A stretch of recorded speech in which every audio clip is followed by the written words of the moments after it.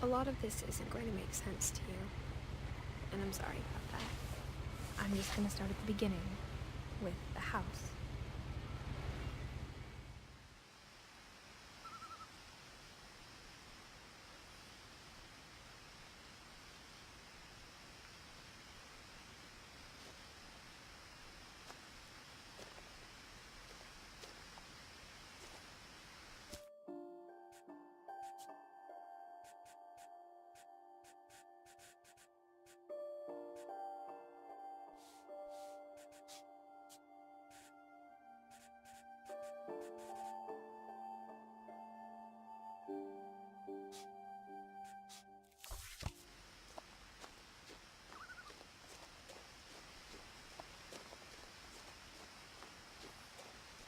I lived here until I was 11, but I wasn't allowed inside half the rooms.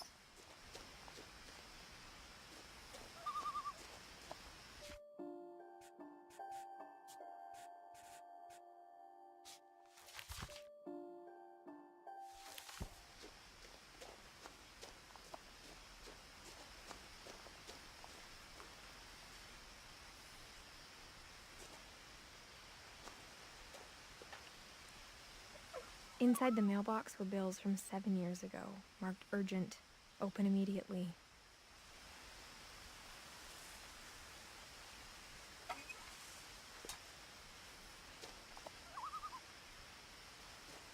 I hadn't been back since my brother Lewis's funeral.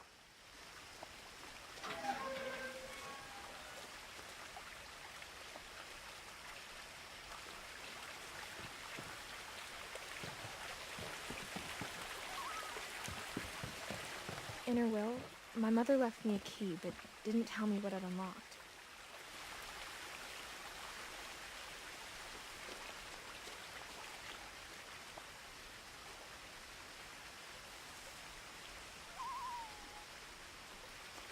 Maybe she thought I'd know, or she thought that the mystery would be enough to bring me back.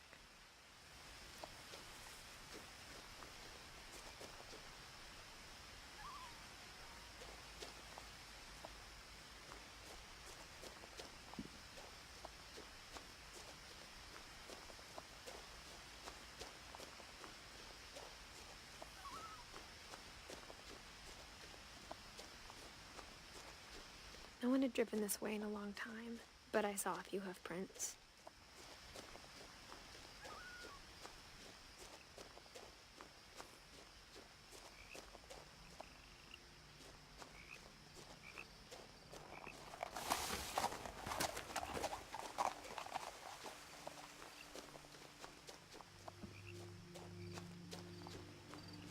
The truth is, even after I inherited the house, I never thought I'd come back to it.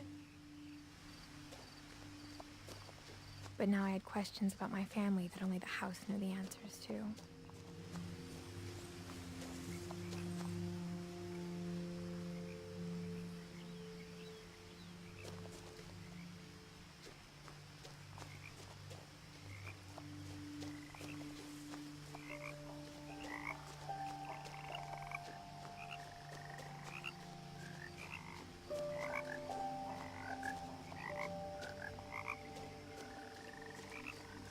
The house was exactly like I remembered it, the way I'd been dreaming about it.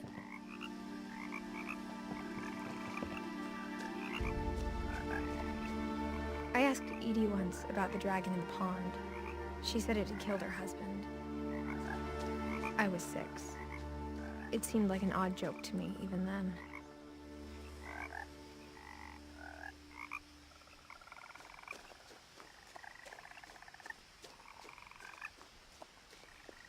As a child, the house made me uncomfortable in a way I couldn't put into words.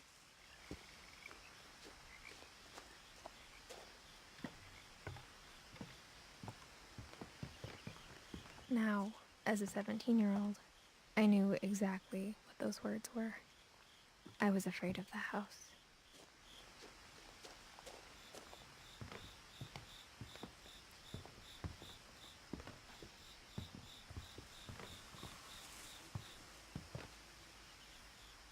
I hoped the key might unlock the front door. It didn't.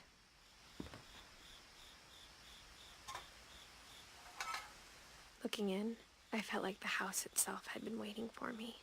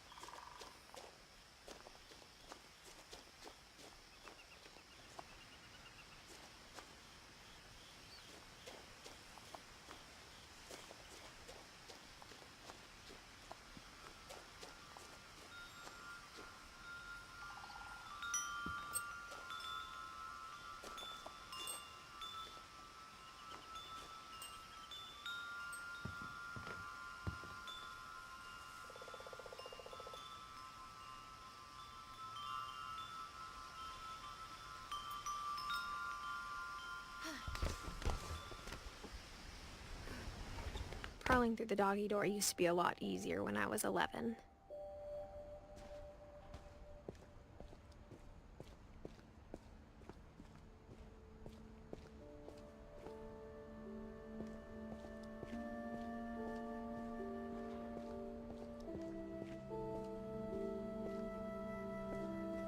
For the first time in years, I felt like I was home.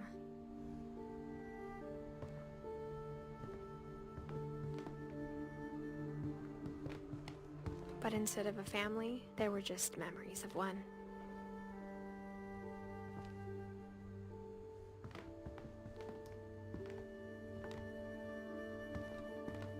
Like how only one restaurant would deliver to our house, so we had Chinese a lot.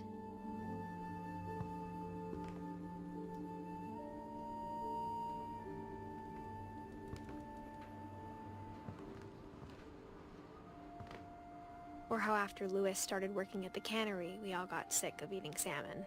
Except our cat, Molly.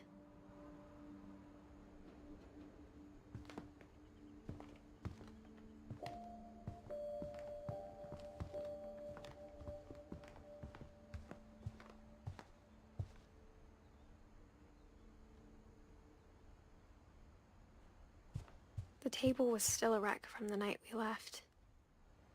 It was like a bomb had gone off, killing everyone but sparing the furniture.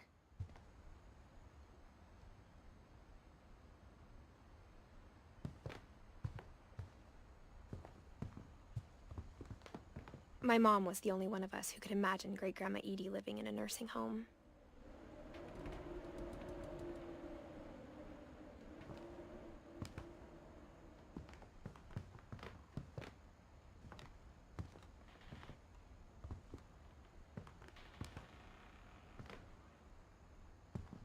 Nothing in the house looked abnormal. There was just too much of it, like a smile with too many teeth. Even the fireplace had a story.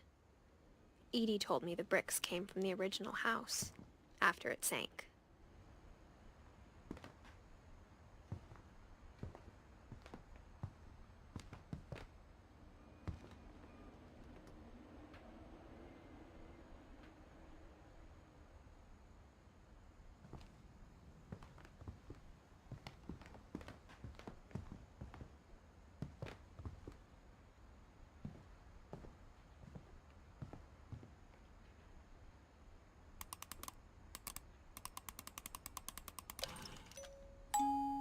Great-Grandpa Sven built a music box for Barbara, along with the rest of the house.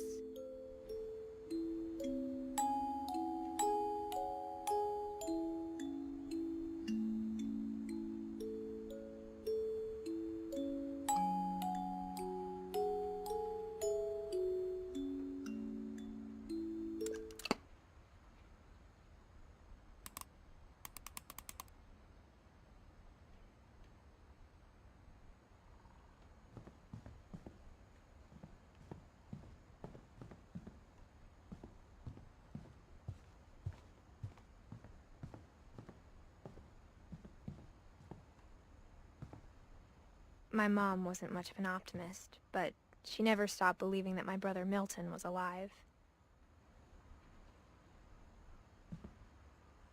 A lot of things got left behind in the whirlwind of that last night.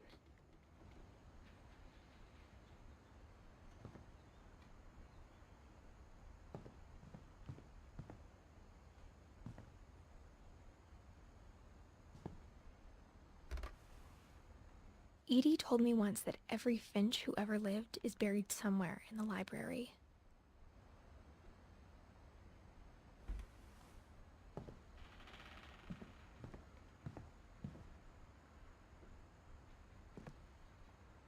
After Milton disappeared, Mom sealed up all the bedrooms. Then Edie retaliated and drilled peepholes.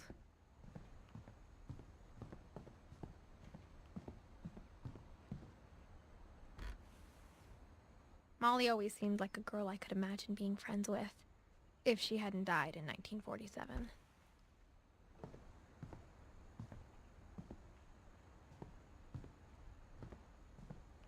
I spent a lot of time playing in Great Uncle Walter's room.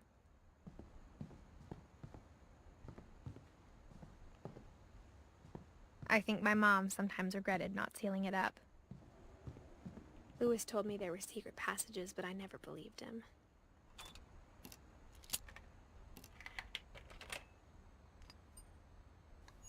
Turns out, my mom was really good at keeping secrets. Now it was time to find out what my mom had been afraid of.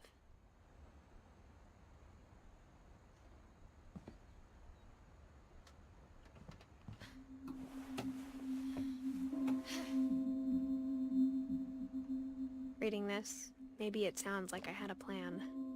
From the paintings on the wall, it was clear my brother Milton had been here before me. But I had no idea what was behind that door.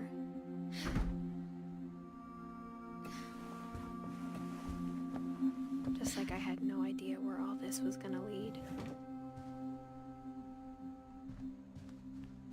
I grew up looking at Molly's room through the peephole. Molly's gerbil had a tiny bedroom with its own even tinier gerbil cage.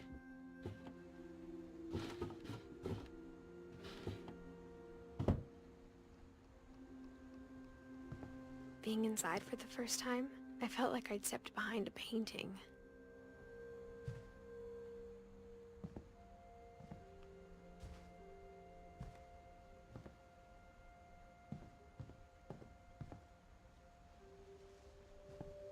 I got the sense Edie had spent a lot of time here, before my mom sealed the doors.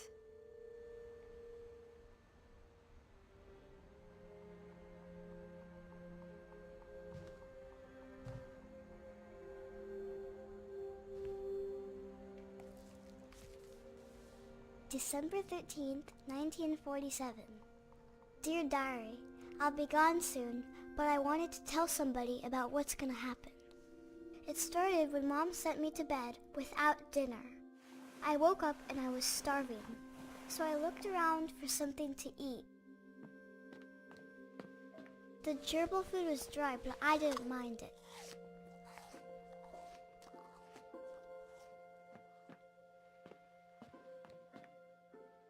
My Halloween candy was all gone.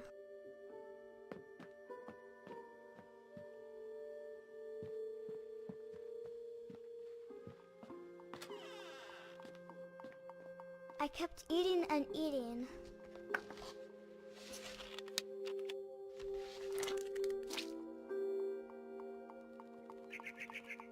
I ate a lot of things that night.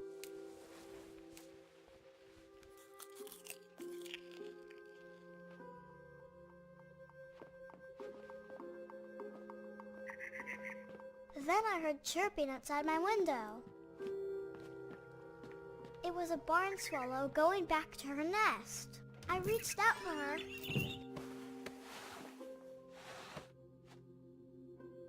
And suddenly, I was a cat.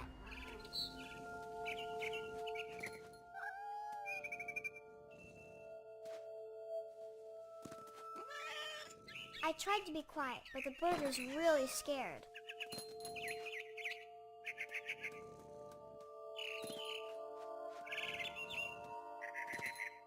Mom and Dad didn't even look at me.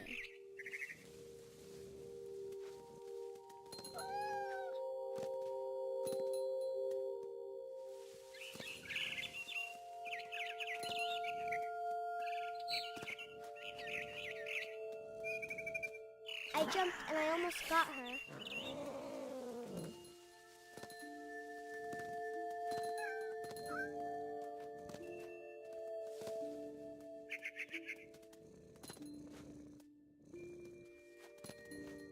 I could tell she was getting really tired. Now I was up in the big tree. I promised Dad I wouldn't climb it anymore. All I cared about was eating that mama bird.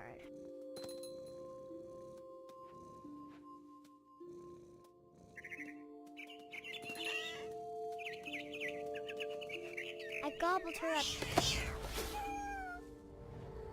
And suddenly, I was an owl. First, all I heard was the wind. Then I heard little teeth nibbling in the grass.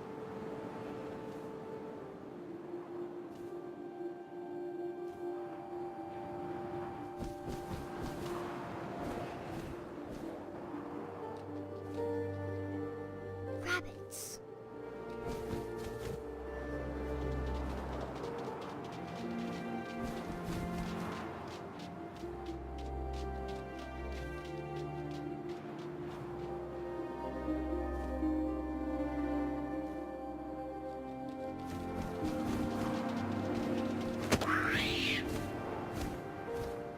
I imagined his face looking up and seeing mine through my talons. I swallowed him up, and I didn't chew one bit. Then I flew off to find something bigger.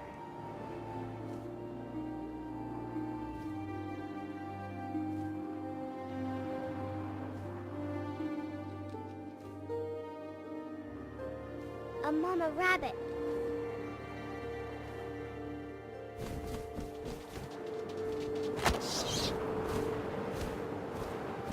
She was almost too big to carry. I started choking, but I couldn't stop eating. And suddenly, I was a shark.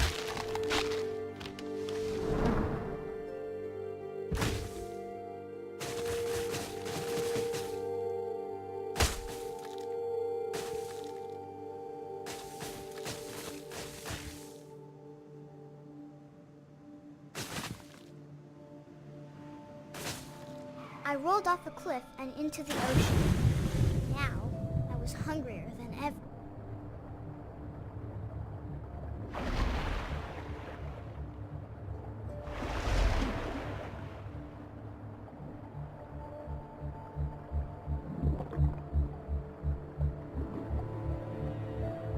I wanted fat, juicy seals.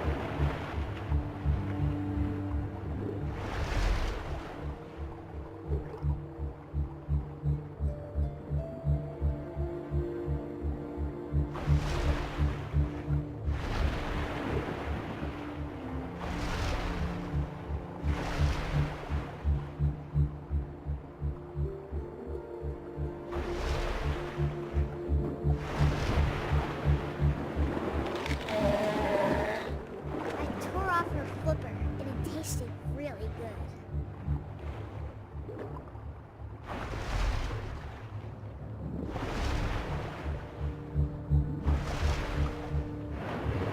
I grabbed on tight.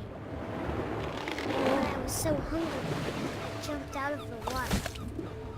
When I opened my eyes, everything had changed.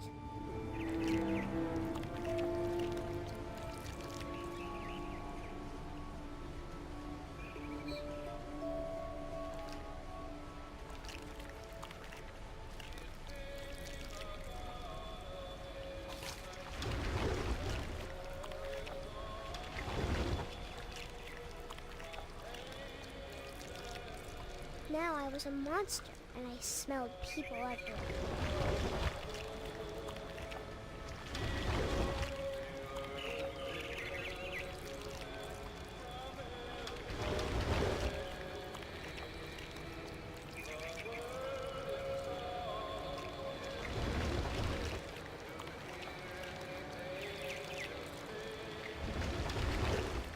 I was big, but I moved real quiet.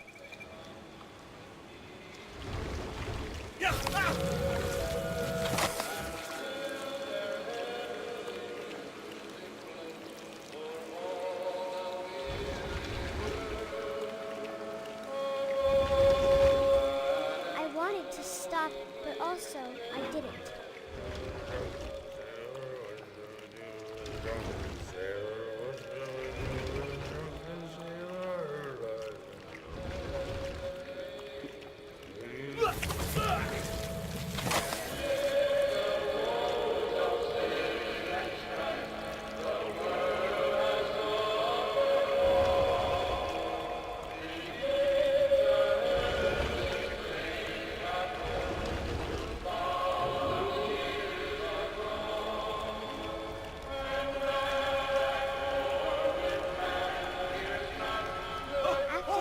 Passenger, I was still hungry.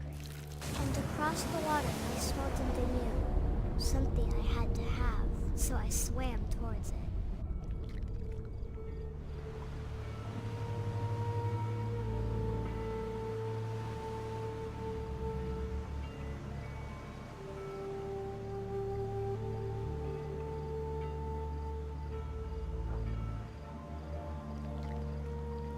I slithered onto the sand, and the good smell went into an old pipe.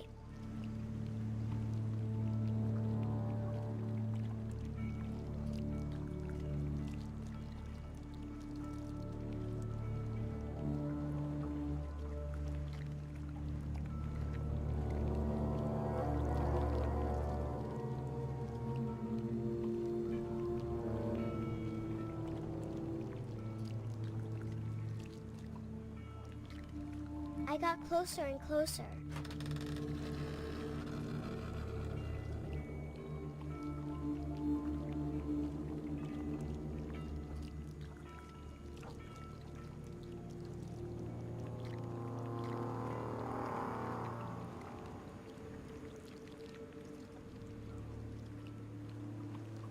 All of my stomach started growling. And suddenly, I was me again. I held my breath for a long time, but I couldn't hear anything. I think it's waiting for me to fall asleep. But it's not going to wait much longer. It needs to be, and we both know I will be delicious.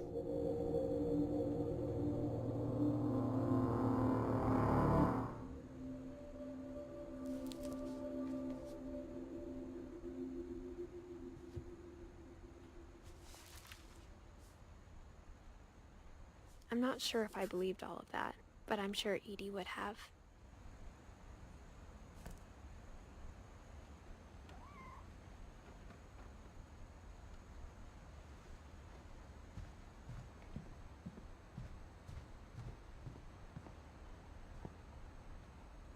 I can't describe it, but I felt like some part of Molly was still here.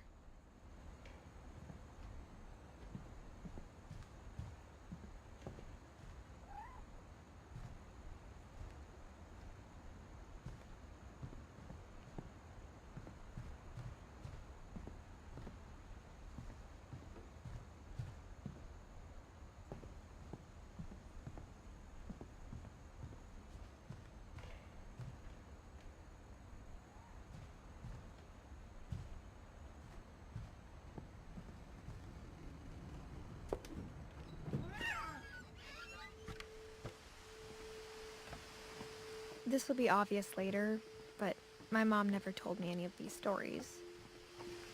Edie would have, but Mom didn't like bringing up the past. Though, when we adopted a stray kitten, she was the one who named it Molly. I spent a lot of time in Great-Grandma Edie's room.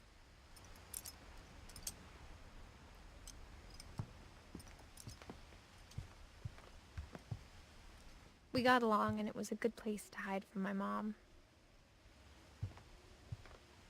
Edie gave a big interview about a mole man living under the Finch house. My mom was furious. I hadn't thought of myself as Edith Jr. for a long, long time. One summer, they evacuated the island, but Edie refused to go. For a few weeks, she was a celebrity. When Edie told people Sven was killed by a dragon, she could also have said he was building a dragon-shaped slide that collapsed. She could have, but she didn't.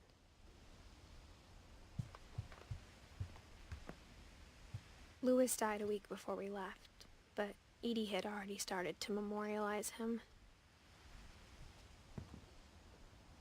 Edie knit me a new pair of gloves every year, just in time to replace the old ones. Her room was like a museum.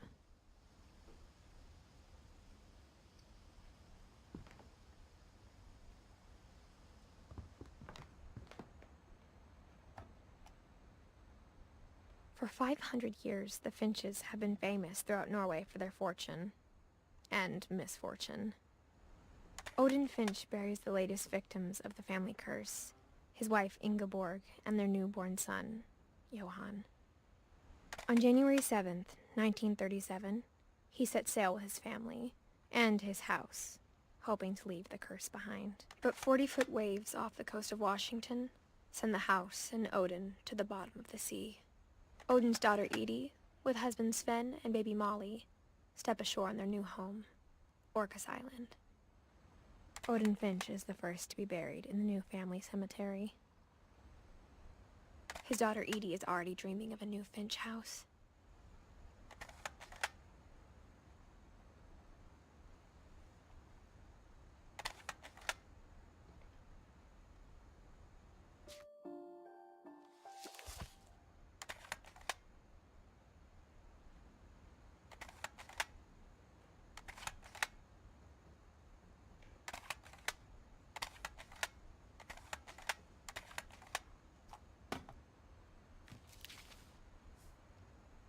Whatever's wrong with this family, it goes back a long ways.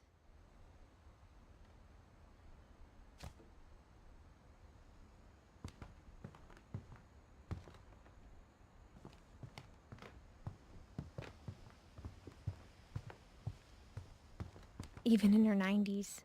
Sometimes Edie seemed a lot younger than my mother.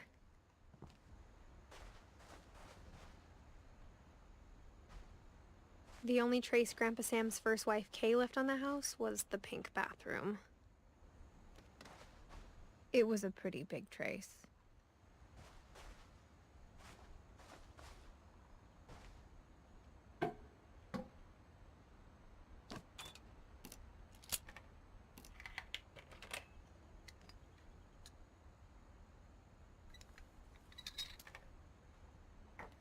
There's a secret in this bathroom. It's in the last place you would look. It isn't in the cupboard. It's hidden in this book.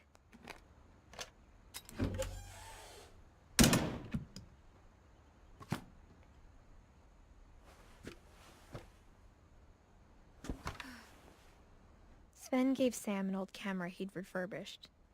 He never put it down.